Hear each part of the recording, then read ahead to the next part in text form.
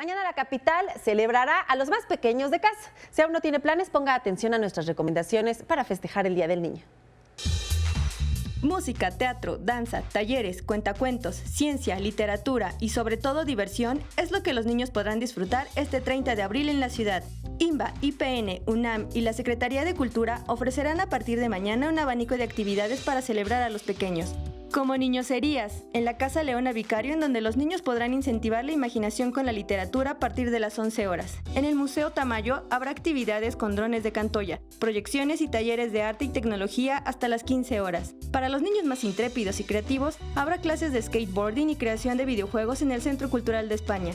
Si les gusta el cine, el Centro Cultural Universitario Tlatelolco ofrece La Linterna Mágica, un lugar donde los pequeños aprenderán sobre cine por medio de títeres. Para los que quieren crear está el taller de construcción de juguetes mexicanos y construyendo ciudad por medio de una maqueta. Todas las actividades son gratuitas. Y para los que quieran escuchar la música de películas como Toy Story y El Rey León, no se pierdan el concierto de la Orquesta Filarmónica Infantil de México en el Museo Nacional de Arte, desde las 12 horas. Así que no hay motivo para no salir a pasear un buen rato con los niños en su día y de manera cultural.